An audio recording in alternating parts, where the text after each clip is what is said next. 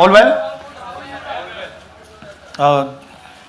Would you like to say something? No, we can start, sir. So, first of all, this is not the H-bomb. H-bomb is coming. This is another milestone in setting up and demonstrating to the youth of this country how elections are being rigged.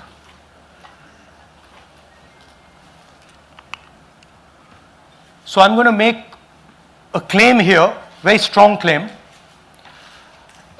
about CEC Gyanesh Kumar. And this is not something I'm saying lightly. I'm the leader of the opposition in the Lok Sabha. This is something I'm saying after solid proof that I'm going to show you, the youth of India, the people of India today.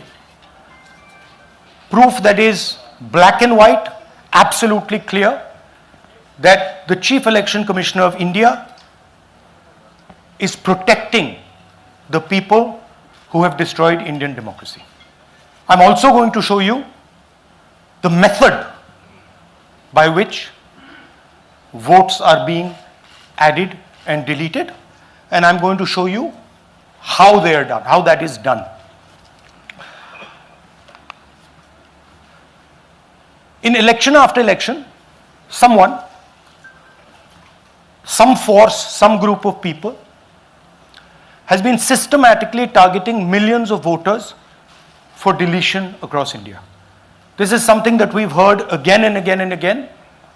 Different communities, mainly communities that are voting for the opposition, Dalits, Adivasis, minorities, OBCs, are specifically targeted. We had heard this many times, and now we found 100% proof of it. Please understand, I am not going to say anything on this stage that is not backed up by 100% proof. I am somebody who loves my country. I love my constitution. I love the democratic process, and I am protecting that process.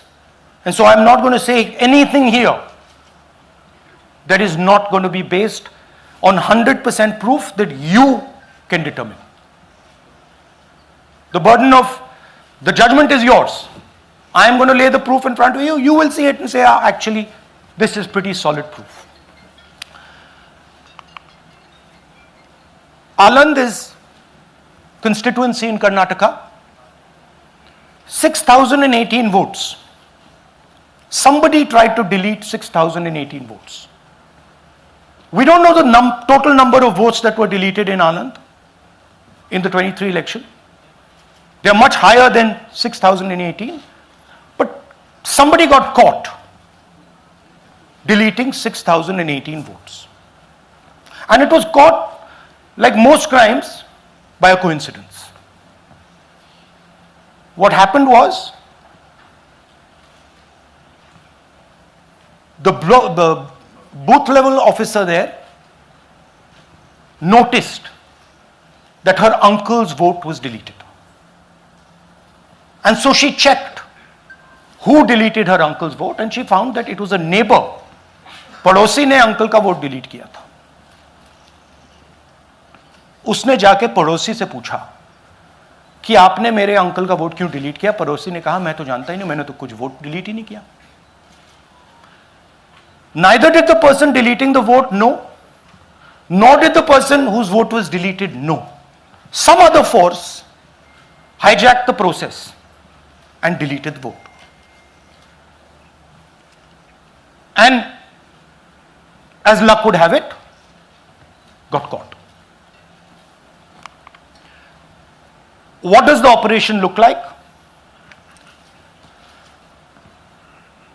In Aland, 6,018 applications were filed, impersonating voters. The people who filed these applications actually never filed them. And we will show you evidence of that on this stage. The filing was done automatically using software. We will show you that. Mobile numbers from outside Karnataka, from different states, and you can see on the map, from different states were used to delete numbers in Aland.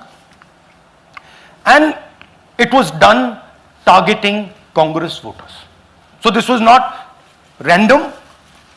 We will show you again that these deletions were specifically targeting booths where the Congress party was winning. Here is example number 1, lady called Godabai. Someone created fake logins, deleted 12 voters, attempted to delete because then this was stopped. Godabai, of course, has no idea. Can you show us what Godabai has to say about this? Election time ಈಗ ನಾ ಅರ್ಜಿ ಹಾಕಿಲ್ಲ, ನನಗೆ ಅದಕ್ಕೆ ಸಂಬಂಧ ಇಲ್ಲ, ಅದು ಯಾರು ಹೊಟ್ಟಿ ಕಿಚ್ಚಿಗೆ ಯಾರು ಏನು ಹಾಕ್ಯಾರ ಅನ್ನೋದು ನನಗೆ ಗೊತ್ತಾಗಿಲ್ಲ. So she has no idea.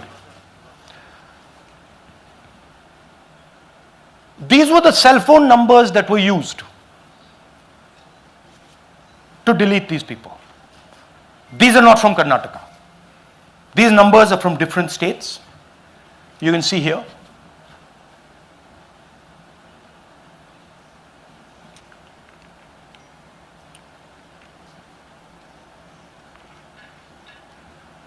So the question is,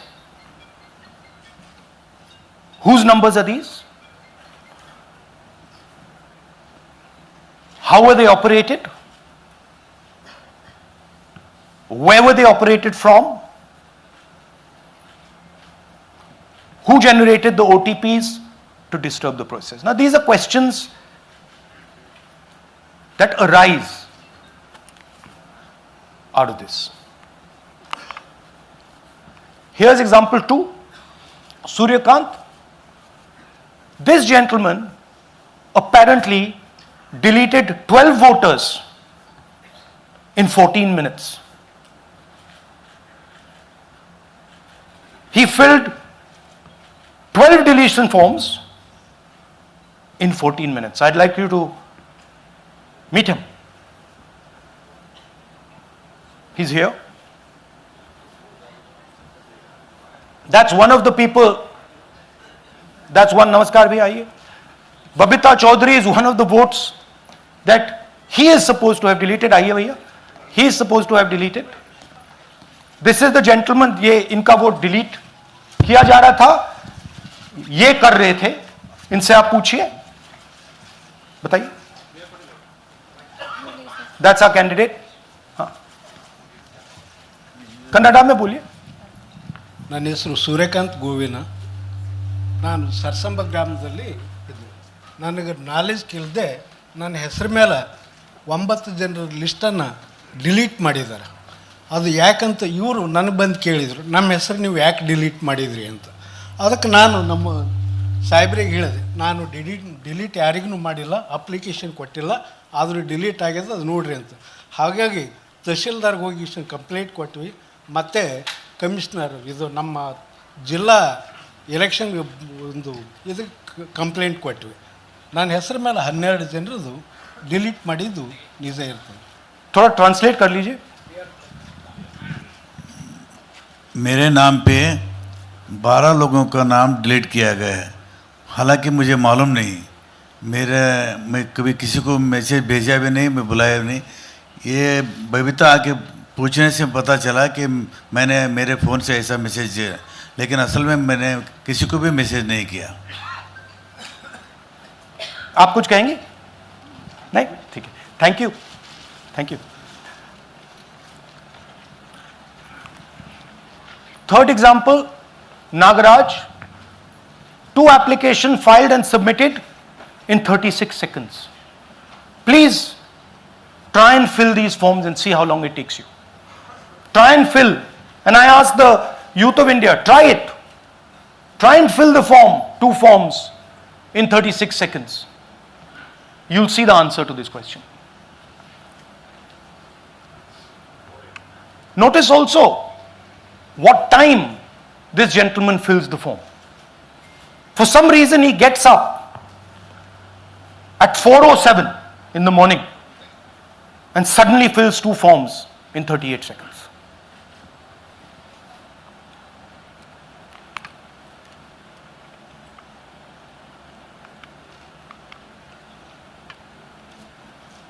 Now let's talk about how this is being done and why I'm saying and we are saying that this is being done in a centralized manner, and this is being done not using individuals but using software.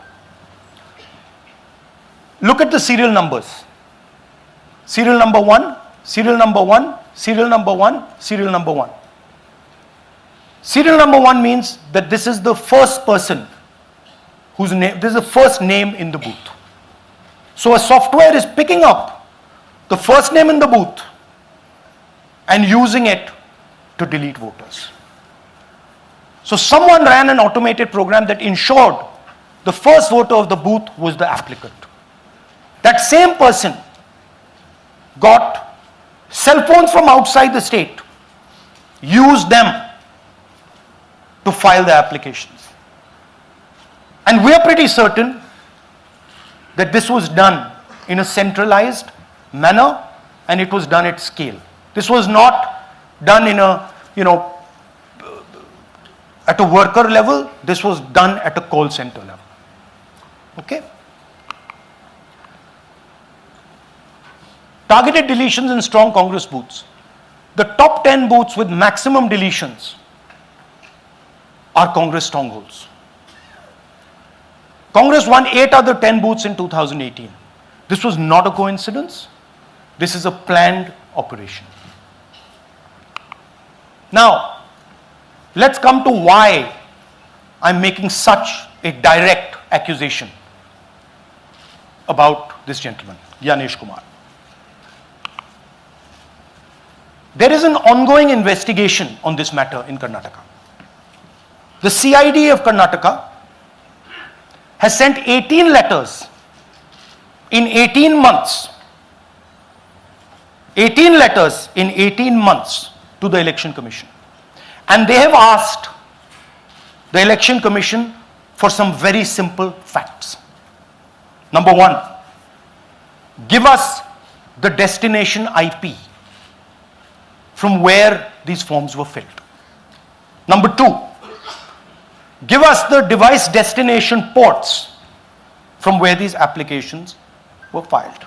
And number 3, most important, give us the OTP trails, because when you file, you have to get an OTP. 18 times in 18 months. The CID of Karnataka has written to the Election Commission for this. And they are not giving it. Why are they not giving it? Because this will lead us to where the operation is being done from. And we are absolutely convinced where this is going to lead. I'll give you a little bit of the chronology. FIR is filed February 23. Karnataka CID writes to ECI requesting all details of these numbers and these transactions almost immediately in March. In August, EC gives a reply, doesn't fulfill any of the demands, and doesn't give us the information. Doesn't give the CID of Karnataka the information that will lead them to their destination.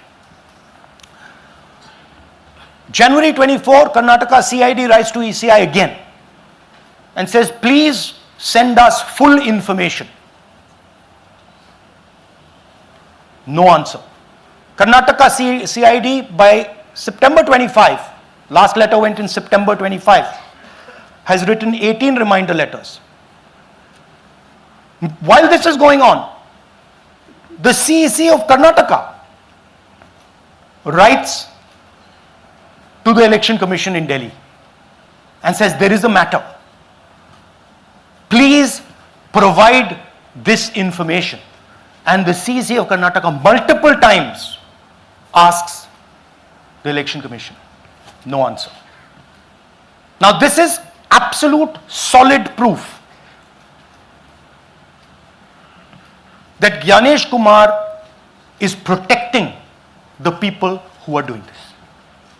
This is also absolute solid proof, what I've shown you, that this is being done in a centralized way, this is being done at scale, and this is being done using large resources. Question is, who is the someone? And the answer is with the EC today. The Election Commission of India knows who is doing this. And I want every single youngster in India to know that they are attacking this. And this is your future. When they are not giving this information, they are defending the murderers of our democracy. And it is important that every youngster knows this. Your jobs, your future, your aspirations all come from this instrument. And the Chief Election Commissioner, Mr. Gyanesh Kumar, is not telling the CID of Karnataka who is doing this. This is not an isolated case. There are many such cases. Here is another one. Maharashtra, Rajora, same idea. 6,850 targeted voters added. Anand we caught deletions, Rajora we caught additions. But the basic idea is the same. Phones from outside, people who are supposed to have added voters don't know that they've added voters, people who have deleted voters don't know that they've deleted voters. You can see, you might remember that, those names there, JW, JW, JW, JW from the last presentation. Same model. So it's the same system that is doing this. It's doing it in Karnataka, it's doing it in Maharashtra, it's done it in Haryana, it's done it in UP, and we have proof of all of it.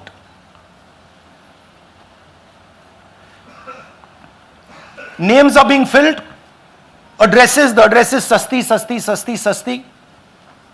Name is UQ, JJW.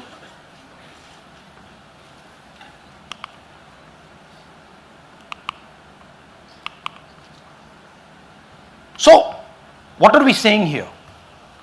That the Chief Election Commissioner of India, Gyanesh Kumar, needs to stop protecting the people who are destroying Indian democracy. We have given you 100% bulletproof proof here. It cannot be doubted. You have seen it with your own eyes. Right? EC has to release this data of these phones, these OTPs, within a week.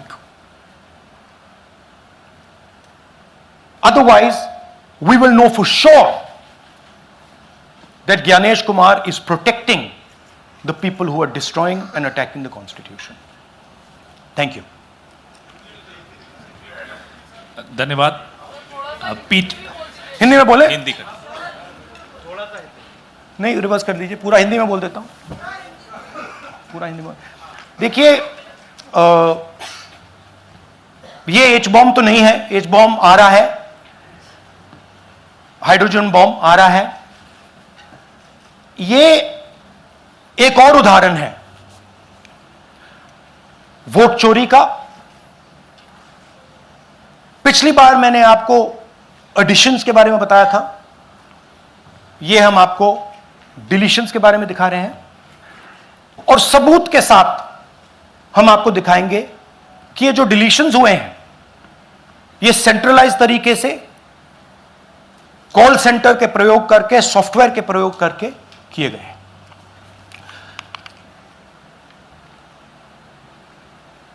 हमारे पास इस presentation में जो मैंने आपको अभी दिखाया 100% सबूत है, प्रूफ है कि ज्ञानेश कुमार जी हिंदुस्तान के चीफ इलेक्शन कमिश्नर वोट चोरों की रक्षा कर रहे हैं, और यह मैं आपको अभी दिखाने जा रहा हूं। हर इलेक्शन में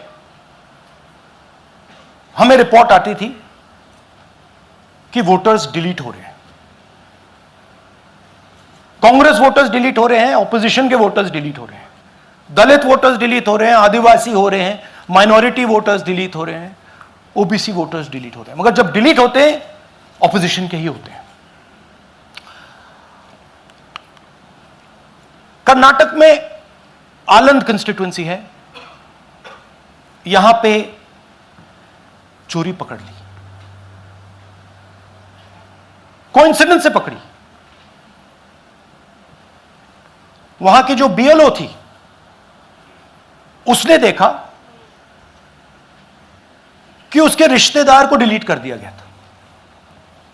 जैसे चोरी पकड़ी जाती है, कोई छोटी सी गलती हो जाती है, हाथ आ जाती है। आलंद में 6018 वोटर्स डिलीट हुए, उसमें से इनकी रिश्तेदार थे। उन्होंने पता लगाया कि मेरे रिश्तेदार को डिलीट किसने किया। पता लगा कि पड़ोसी ने रिश्तेदार को डिलीट किया। बीएलओ ने जाके पड़ोसी से पूछा कि भाई आपने मेरे रिश्तेदार को क्यों डिलीट किया? पड़ोसी ने कहा मैंने तो नहीं किया। बीएलओ सस्पिशियस हो गई, शक पड़ा, उसने प्रोसेस चालू कर दी।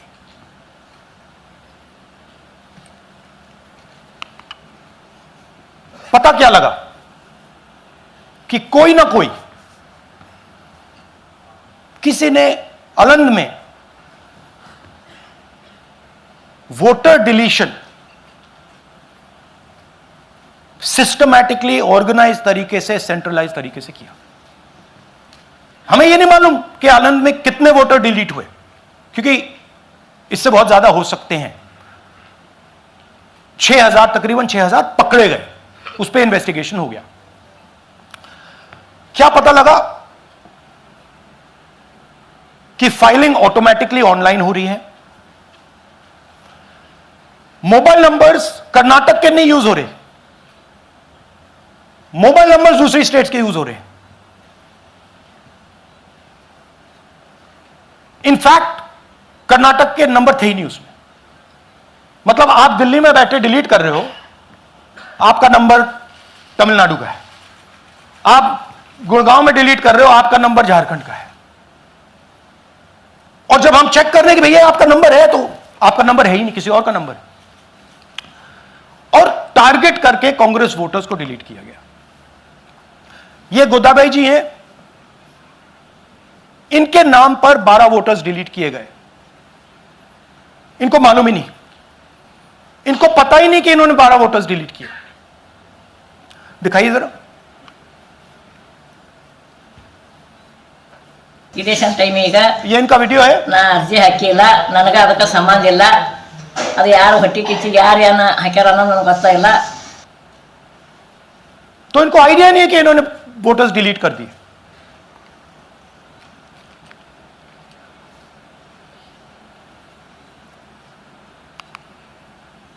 ये सारे के सारे जो नंबर्स हैं, ये कर्नाटक के नंबर्स नहीं है, ये अलग अलग स्टेट्स के नंबर्स हैं। और इन नंबर्स को आप फोन करके देखिए, रिप्लाई नहीं आता है।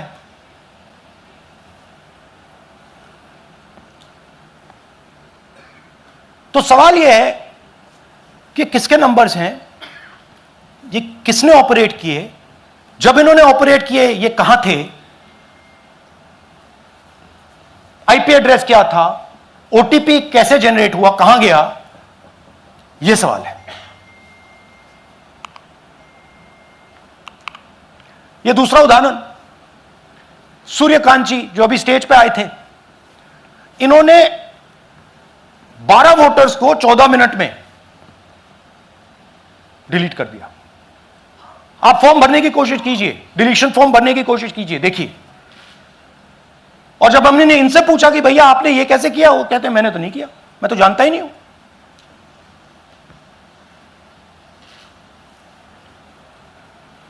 बबीता चौधरी जी का इन्होंने एक नाम डिलीट किया, यहां खड़ी हैं बबीता जी, यहां हैं, सूर्यकांत जी यहां हैं, आ जाइए जरा स्टेज पे, एक सेकंड आ जाइए, ये दोनों खड़े हैं यहां पे, सूर्यकांत जी, बबीता जी।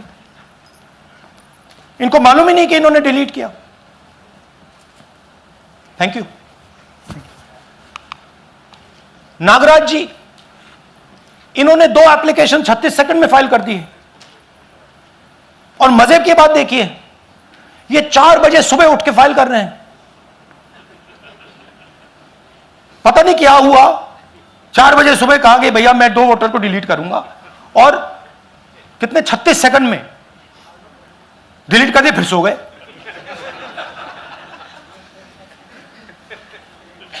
हमारी माइंड में पहले सवाल था कि क्या इलेक्शन कमीशन भी सो रहा है, मगर नहीं, सोया कोई नहीं है, जगे हुए हैं, सिस्टमैटिकली मदद हो रही है।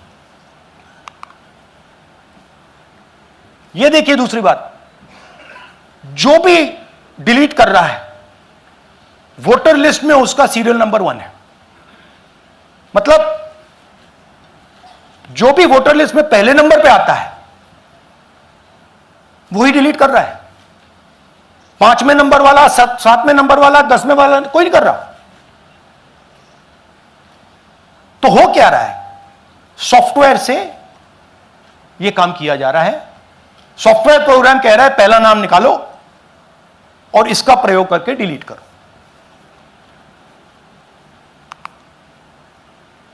टारगेटेड डिलीशंस हो रहे हैं। कांग्रेस पार्टी पर आनंद में अटैक किया। टॉप 10 बूथ्स जहां सबसे ज्यादा कांग्रेस की स्ट्रेंथ थी वहां टारगेट किया। और 2018 में पिछले इलेक्शन में 10 में से 8 बूथ कांग्रेस पार्टी जीती थी, और इन 8 में से इन्होंने 6000 लोग उड़ाने की कोशिश की। ये कोइंसिडेंस नहीं था, ये प्लान था, और ये सेंट्रलाइज तरीके से किया जा रहा है। अब मैंने बहुत बड़ी बात बोली, चीफ इलेक्शन कमीशन के बारे में मैंने बोला कि यह व्यक्ति वोट चोरों की रक्षा कर रहा है। जो भी मैं यहां बोल रहा हूं 100% प्रूफ के साथ, सबूत के साथ बोल रहा हूं। और मैं अभी आपको दिखाना चाहता हूं कि मैं ये शब्द क्यों बोल रहा हूं और किस बेसिस पे बोल रहा हूं। आपको अपनी आंखों से ये दिखेगा।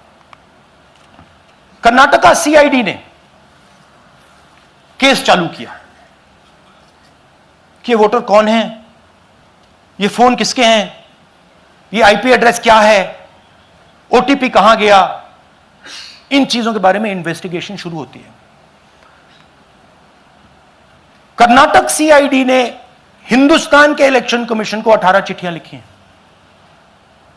हमें आप ये इंफॉर्मेशन दीजिए, बिल्कुल क्लियर है, डेस्टिनेशन आईपी दीजिए, डिवाइस डेस्टिनेशन पोर्ट दीजिए, ओटीपी ट्रेल दीजिए, फोन नंबर्स दीजिए, फोन नंबर्स के मालिकों के नाम दीजिए। क्लियरली पूछा है, नो आंसर। 18 चिट्ठी CID Karnataka, no answer from chief election commissioner, no answer from election commission. Timeline देखिए,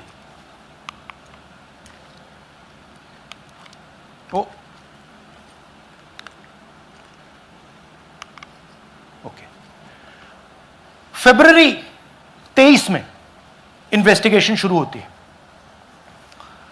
मार्च 23 में कर्नाटका सीआईडी चिट्ठी लिखती है ईसीआई को कि हमें सारे डिटेल्स दे दीजिए। अगस्त में इनकंप्लीट डिटेल्स दी जाती हैं, जिससे कोई इन्वेस्टिगेशन आगे नहीं बढ़ेगा। जिन चीजों की जरूरत थी वो नहीं दी, जिसकी जरूरत नहीं थी वो सारी दे दी। पहला सबूत। दूसरा सबूत, 18 बार रिमाइंडर लेटर गए हैं। आपको अगर सीआईडी एक बार लेटर भेज दे और आप नहीं गए, आप जानते हो क्या होगा। यहां पे इलेक्शन कमीशन को 18 बार लेटर गए हैं, कुछ नहीं हुआ है। बाद में क्या होता है, कर्नाटक ईसी इलेक्शन कमीशन को लिखता है, कहता है भैया हमें दे दीजिए, आपको इंफॉर्मेशन देना पड़ेगा। No reply. मार्च 25 में, आखिरी लेटर सितंबर में गया है, कुछ ही दिन पहले। No reply from EC. यह है सबूत कि ज्ञानेश कुमार जी वोट चोरों की रक्षा कर रहे हैं, और यह ब्लैक एंड व्हाइट सबूत है, इसमें कोई कंफ्यूजन नहीं है कहीं।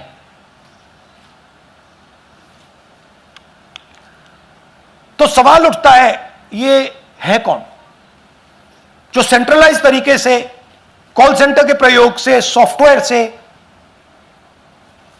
अलग अलग प्रदेशों में वोट डिलीट कर रहे हैं, ऐड कर रहे हैं? इलेक्शन कमीशन जानता है, ज्ञानेश कुमार जी जानते हैं। अच्छा, ये सिर्फ आनंद में नहीं हुआ, ये अलग अलग कंस्टिट्यूएंसीज में हुआ है। आनंद में लीगल प्रोसेस चालू हो गई, पकड़ लिया। यहां महाराष्ट्र में उसी मोडस ऑपरेंडी से, उसी सिस्टम से यहां पे वोट ऐड हुए हैं। आनंद में डिलीट, रजौरा में एडिशन, 6850। आपको याद होगा पिछले प्रेजेंटेशन में मैंने आपको नाम दिखाए थे, ये देखिए वही नाम यहां है। वही सिस्टम महाराष्ट्र में चल रहा है जो कर्नाटक में चल रहा था। नाम वैसे ही है, जेडब्ल्यू जेडब्ल्यू जेडब्ल्यू, पता वैसा है, जेडब्ल्यू जेडब्ल्यू, नाम यू ऐसे किसी ने टाइप करके लगा दिया। तो जो ये काम कर रहा है, ये उत्तर प्रदेश में, हरियाणा में, बिहार में, कर्नाटक में, महाराष्ट्र में वही कर रहा है।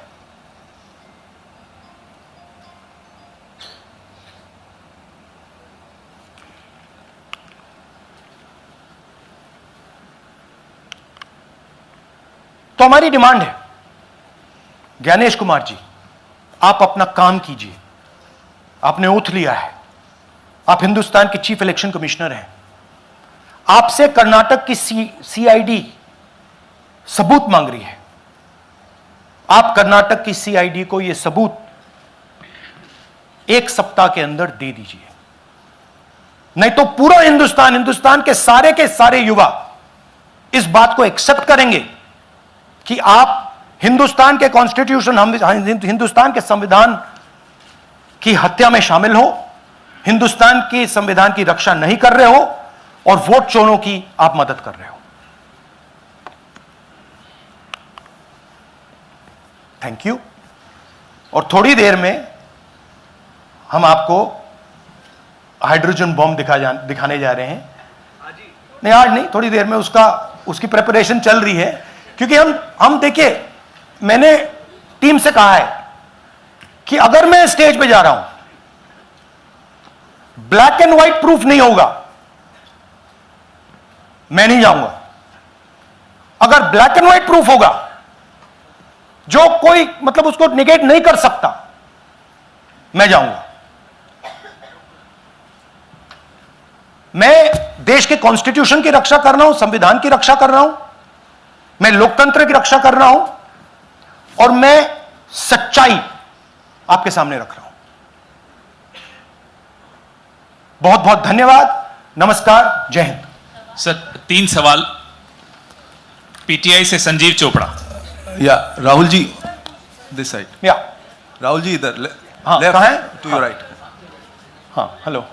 राहुल जी, आज आपने नया खुलासा किया है कि कैसे वोट चोरी हो रही है। आपने पहले भी महादेवपुरा के बारे में बताया कि कैसे एडिशंस हो रही हैं, अब आपने बताया कैसे डिलीशंस हो रही हैं।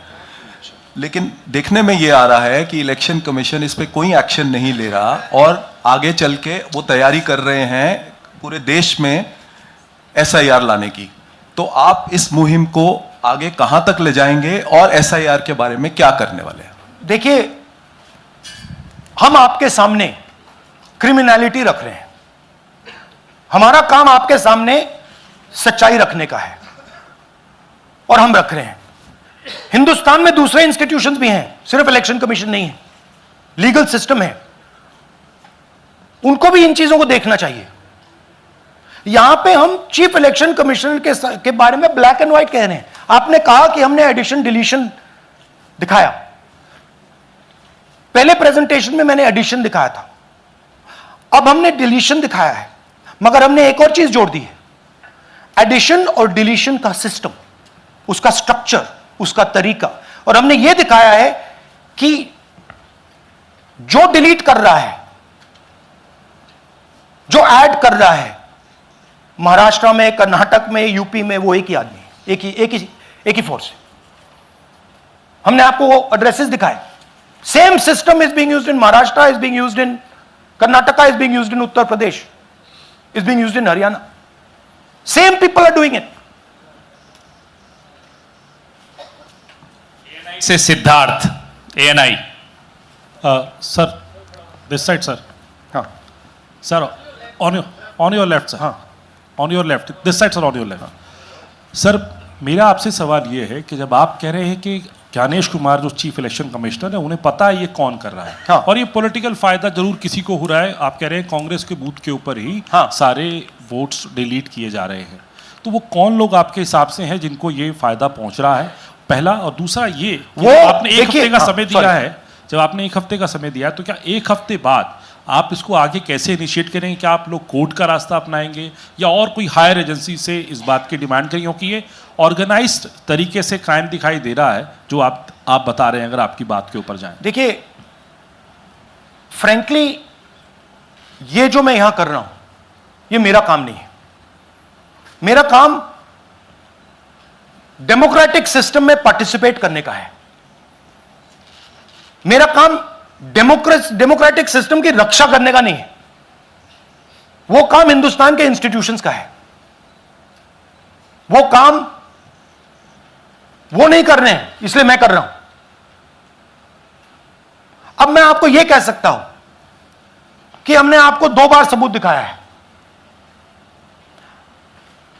और जब हम ये प्रेजेंटेशंस खत्म करेंगे, इसमें लगेंगे 2-3 महीने, जब हम ये खत्म करेंगे, आपके माइंड में कोई डाउट नहीं होगा कि हिंदुस्तान में state after state, Lok Sabha after Lok Sabha चोरी हो रही है। तो मेरा काम सच्चाई दिखाने का है। मैं हिंदुस्तान की जनता को, हिंदुस्तान के युवाओं को सच्चाई दिखा सकता हूं। यह मेरा काम है। उनकी जो इंटरेस्ट है, क्योंकि ये जो कॉन्स्टिट्यूशन है, ये हिंदुस्तान की जनता का रखवाला है, प्रोटेक्टर है, और मैं इसकी प्रोटेक्शन कर रहा हूं। इसकी प्रोटेक्शन करने का काम हिंदुस्तान के इंस्टीट्यूशंस का है, हिंदुस्तान के ऑपोजिशन लीडर का नहीं है, मगर इंस्टीट्यूशंस नहीं करने हैं। अच्छा, एक इंटरेस्टिंग बात आई है जो मैं आपको बताना चाहता हूं कि इलेक्शन कमीशन के अंदर से हमें मदद मिलनी शुरू हो गई है। मैं साफ बोल देता हूं, इलेक्शन कमीशन के अंदर से, पहले नहीं हो रहा था, अब इलेक्शन कमीशन के अंदर से इंफॉर्मेशन आ रही है। यह रुकेगा नहीं, यह रुक नहीं सकता है, क्योंकि हिंदुस्तान की जनता इस बात को एक्सेप्ट नहीं करेगी। एक बार हिंदुस्तान की जनता को, हिंदुस्तान के युवाओं को पता लग गया कि वोट चोरी हो रही है, उनकी शक्ति लग जाएगी। IANS से आलोक झा। इस तरह से नहीं प्लीज। IANS से आलोक झा। वो भी मैं आपको दिखा दूंगा, वो भी मैं आपको प्रूफ के साथ दिखा दूंगा, है हमारे पास। राहुल जी, हाइड्रोजन बॉम्ब में ब्लैक एंड व्हाइट है। मैं फाउंडेशन लगा रहा हूं, मैं फाउंडेशन क्रिएट कर रहा हूं, है हमारे पास। मैं स्टेज पे बिना प्रूफ के नहीं चढ़ूंगा, बता रहा हूं। राहुल जी आपने कहा, ऐसे ऐसे मत पूछिए please. Last question, Rahul ji, IANS से आलोक झा। राहुल जी इधर, आपने कहा आपके पास आलोक झा इधर इधर सर, कहाँ हैं जी? हाँ, आपने कहा सर कि आपके पास पुख्ता सबूत है, ब्लैक एंड वाइट सबूत है, तो क्या अगर ईसीआई अभी जवाब नहीं देती है तो कोर्ट का रुख करेंगे, ये ऑप्शन है आपके पास, जाएंगे? देखिए मैंने कहा कि मेरा काम as opposition leader normal situation में मेरा काम ऑपोजिशन का रोल है, सरकार पे प्रेशर डालने का रोल है। मेरा काम हिंदुस्तान के लोकतंत्र को बचाने का नहीं है, मैं वो काम कर रहा हूं, इस स्टेज पे मैं वो काम कर रहा हूं। तो मेरी सोच है कि as a patriotic Indian, as somebody who loves India, who loves the constitution, it is my duty to put the truth in front of the people of India. अब अगर हिंदुस्तान के इंस्टीट्यूशंस कुछ करना चाहते हैं वो करेंगे, उनमें भी बहुत लोग हैं, जैसे मैंने आपसे कहा, मैं सरप्राइज हो रहा हूं, इलेक्शन कमीशन से लोग आ रहे हैं, इंफॉर्मेशन दे रहे हैं और बढ़ रहा है वो। क्या जब तक सीईसी ज्ञानेश कुमार अपने पद पर है, जैसा कि आप कह रहे हैं कि वो इलेक्शन होने नहीं दे, तो तब तक इलेक्शन का मतलब क्या रह जाएगा? क्या आप इनको हटाए जाने के लिए आयुक्त को इस्तीफा देने के लिए? हाँ, तो आप इमेजिन कीजिए, और ये शॉकिंग बात ये है बस अब कि ये अभी शुरू नहीं हुआ, ये 10-15 साल से चल रहा है, ये सिस्टम है, ये स्ट्रक्चर है।